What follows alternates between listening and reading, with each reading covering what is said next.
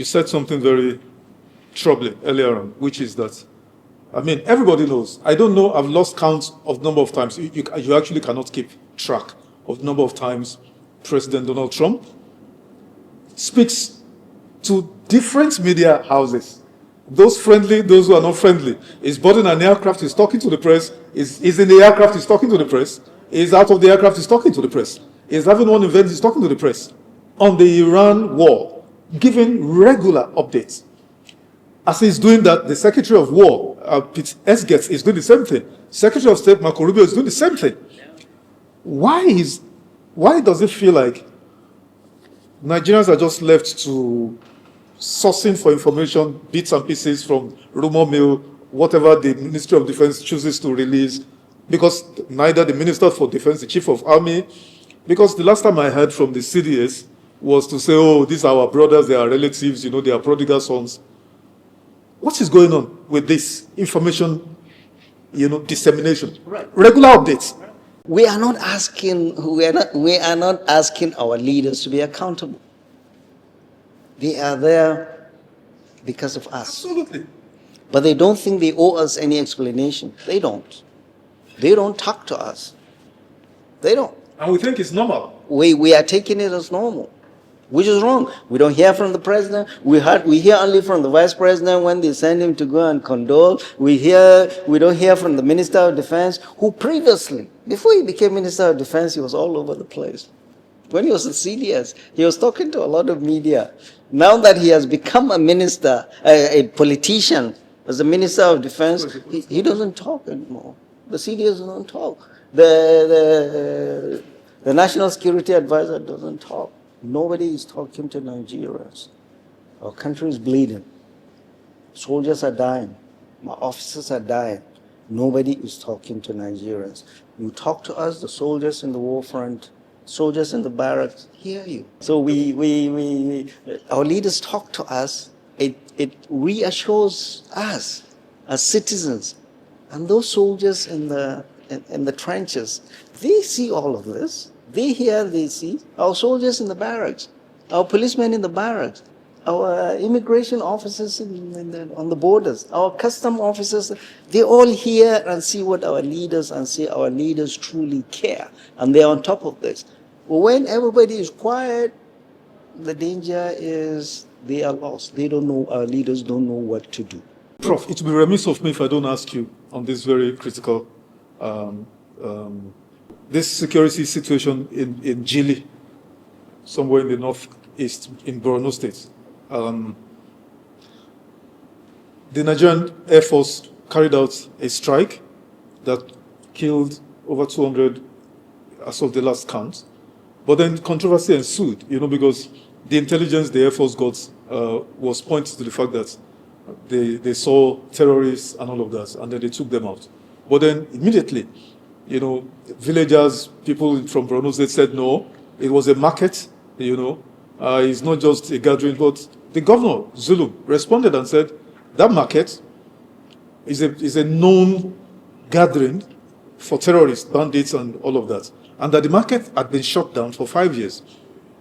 You know, so controversy ensued. I think Jili is a border between Yobe and Borno. Can you shed light on this? What's your reading of it? No, the thing is, okay, the governor said, okay, that market has been closed for 5 years. Yes. So has it been functional over the last 5 years?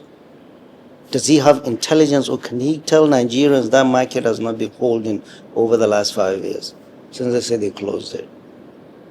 We saw the victims in hospital. It's a border town between Yobe and this, and it's a weekly market that holds there.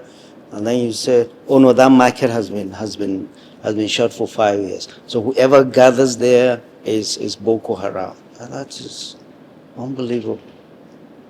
The Air Force didn't say that. The Air Force were strengthened to continue that line of argument when the governor said that. And that governor is, I don't know what his problem is. The military, they know that. We don't have to tell them that. Even if you go to drop a bomb, if there are people there, you don't drop that bomb.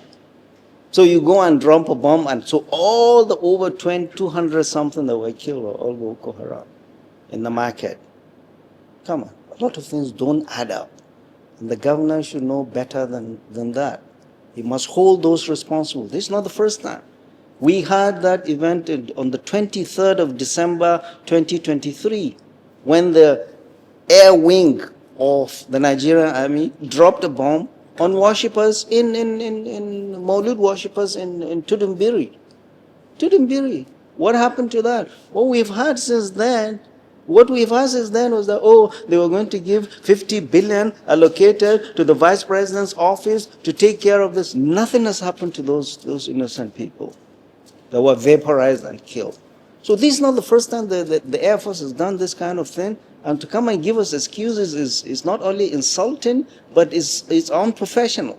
There is a problem. The Air Force went and dumped a bomb, and they accepted it was accidental initially. There must be a commission of inquiry. But what we've been seeing in the military is always the military investigating itself. How can you investigate yourself? The reason for investigation is a millionfold. The outside world is watching you and see you as an incompetent Air Force, as an incompetent military, dropping bomb on your people. And there's a record. We have that record. Number one, your captains are not, this is broad daylight. This is not at night. Yeah. Because our Air Force doesn't fly at night. Broad daylight. You dropped a bomb, you killed over 200 people. And you said accidental. Oh, the governor is saying, oh, that market was shut. So everybody there, come on. It's not acceptable. We are calling for an independent commission of inquiry. The military cannot, and I said even during after Tudun Biri, the military cannot investigate itself. And this is what they've been doing. We've had nothing from the military or from the investigation since Tudun Biri. And now this is what's going to happen. Initially, the Air Force said, oh, we're going to investigate, maybe it was an error, or we didn't do proper reconnaissance. Now, immediately the governor said, oh, and then they flipped. They changed their story. And then, of course, the Minister for Defence, Christopher Musa, came out openly to say, anybody who is aiding and abetting or accommodating terrorists, you take whatever comes to you. How do you defend that? Because if we're condemning what Israel did in Gaza, what America and Israel are doing in Iran, bombing a school that killed over 160 people, how do you defend it? I know when he said that, but that's clearly war crime, and he should be very careful what he says. As a Minister of Defense. As a Minister of Defense saying that is war crime, he should be very careful what he says. All of these places, if you go to where all these bandits are, there are local people that aid and abet them. If you go to the northeast, you have them all over. If you go to the southeast, everywhere. So you come and bomb a whole village. What would be your solution, Prof, to solving? Better intelligence. Simple, better intelligence. So the military does not have intelligence in that market, in that village, the Air Force, to tell you to call for dropping the bomb. You fly from wherever. I don't know where they fly from, Kaduna or wherever, or Makadi. Nobody there to direct you. You don't have human intelligence there. And you're coming to argue on the Minister of Defense saying you are going to kill everybody. No, Honorable Minister of Defense, be very careful. That will amount to war crime. You don't want to get involved in this. Talk professionally, and we must investigate what happened. Isn't that why they named the financiers of this thing? Isn't that why they say they brought 500 or 1,000 Boko Haram here to prosecute them, and they prosecuted 386 in a day or two? Prof, let's talk about this Sokoto situation. There's a town, Gobi, if I go to Gobi, a town in Sokoto State. Is it Gobi or Gobi? Gobir, what happened? Gobir. Now, the bandits came and killed the Emir of Gobir, and then the residents fled, and all of that. How does this sound to you? Because if bandits can come overrun an emirate, the people have fled after the Emir was killed. The people have fled. Zamfara, Sokoto, Kebbi, what are the governors doing? Are they totally helpless? The governors of these places, are they totally helpless? So what I'm saying, look at Look at what Senator Tambuwal. Allen Dum. Okay.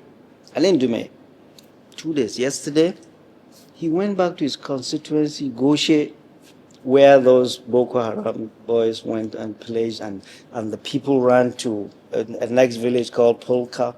He went there. He was there with some stakeholders in that village, did a press conference, gave money, and told the world what he wants the world to do for his people. I must say Senator Allen Dum is the only living senator in this country. All the others are nowhere to be found. He's always been involved and caring for his people. And he goes to the people, goes to the village. How many of our senators go there? How many of our Kasana senators go, Zamfara, or Kebi, or Yobe, or go there when there are problems? It's always there. That is how a senator must connect with his people, because they voted him in. He was there. I saw him on whole hour. He's a senator from Borno State. No, at least it is his area. Yes. It is his area that is pillaged the most. Goza area. That is where it's outside. Yeah, outside that area. A lot of the area is controlled by Boko Haram. They come from Mandara Mountain.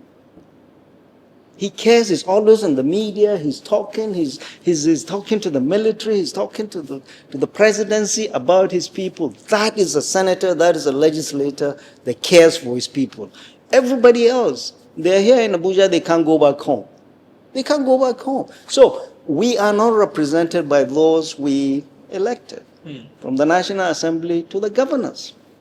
We're not. How many members of the National Assembly, Senate, and whatever, they have supervised, they have superintended all these budgets 2023, 24, 25 that have been just magu. They approved them. The president will say, you guys approved it? What are you talking about? So you're complicit. If there's going to be any investigation, you are part of this because you gave your approval. They are not representing us, and that's a big shame. That's why they cannot speak. They cannot go back home. They cannot go back home. But I mean, I have my heart off for Senator Allen Dum that truly cares for his people, and that's how we need to see all our senators coming back home and caring for our people. This is a great indictment, Prof. Great indictment. There is a growing debate, particularly amongst northern elites, governors and traditional rulers, whether it is time we seek the support of foreign agencies, foreign countries, assistance to rout this menace, this cancer that is going to destroy this country, this insecurity. Some are seriously opposed to it. Some are open to the idea, because before good Lord Jonathan left, they brought in mercenaries, and they were doing fantastically well until retired military general Buhari came as president and felt insulted that no Nigerian army can do this. But see where it's brought us.